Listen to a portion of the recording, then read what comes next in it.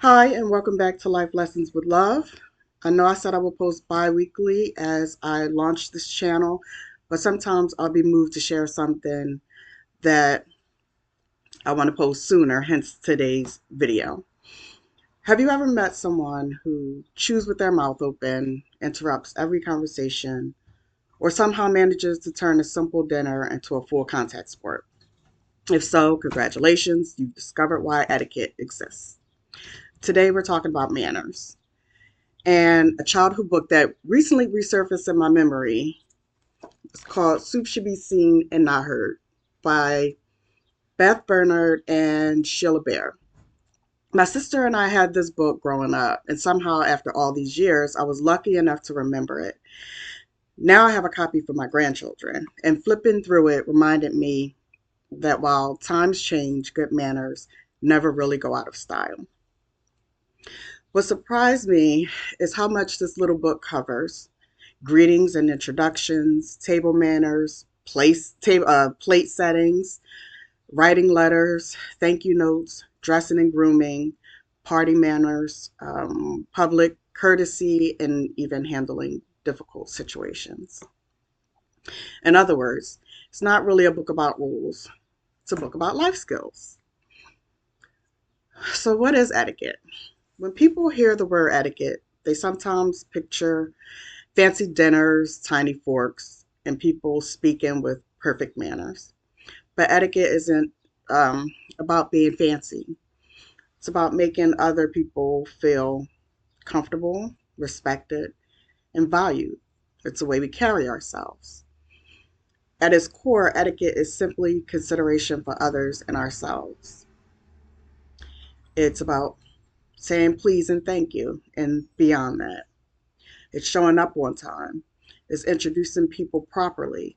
It's treating everyone with respect, whether they're your boss, your neighbor, or the cashier at the grocery store. Good manners aren't always about impressing people, they're about respecting people. And that's exactly why, or that's exactly what makes etiquette such an important skill. The book has a funny approach about teaching etiquette. And one thing I love about Soup Should Be Seen, I heard, is that it teaches manners with humor. The title alone makes kids laugh. After all, Soup can't talk. The book covers dozens of everyday situations and presents them in a fun, memorable way, rather than sounding like a lecture. Because let's be honest, telling a child, remember your manners, isn't nearly as memorable as imagining a bowl of soup causing a scene at a dinner table. And if we're being honest, some adults could probably benefit from a good refresher. I'm going to hold up the book again so you can see it. I won't name names, but if you ever been trapped next to a person having a loud conversation in a quiet waiting room, you know exactly what I'm talking about. Everyday skills that etiquette teaches. What makes this book valuable is that it focuses on everyday situations most of us encounter regularly. Again, greetings and introductions. First impressions matter. Knowing how to greet someone, introduce yourself, and make others feel welcome can build confidence and strengthen relationships. A simple smile, eye contact, and a polite introduction can make someone feel included instead of making the interaction awkward. That's a skill that helps us at school, work, and throughout life. Table manners and dining, of course, the book spends time on table manners. And no, it isn't about memorizing which fork goes where. It's about making meals pleasant for everyone at the table. Chew with your mouth closed. Wait your turn to speak. Say please and thank you. People often forget to please and thank you servers, um, and that little gesture goes a long way in their shift. Most table manners come down to one simple question: will what I'm doing make this meal less enjoyable for someone else? It also goes into letters, notes, and gratitude. The book covers writing letters and thank you notes. Now, we live in a world of text, emails, and emojis, but taking the time to express gratitude never goes out of style. A thoughtful note tells someone that I appreciate you. And appreciation is something people rarely get tired of hearing. Uh, Dressing, grooming, personal habits. Another lesson is presenting yourself well. This doesn't mean wearing the most expensive or the fanciest of clothing or trying to impress people. It means being clean, neat, and appropriate for the situation. Good grooming shows respect for yourself and consideration for those around you. Go on to manners and public courtesy. The book covers social interactions, how to behave when you're a guest, how to be considerate at gatherings, and how to conduct yourself in public places. These skills may seem small, but they make big differences. Holding a door, using your inside voice, respecting personal space, being mindful of others. These everyday courtesies help communities function more smoothly.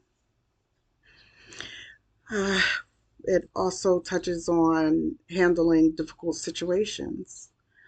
One of my favorite aspects of etiquette is that it helps us navigate uncomfortable moments.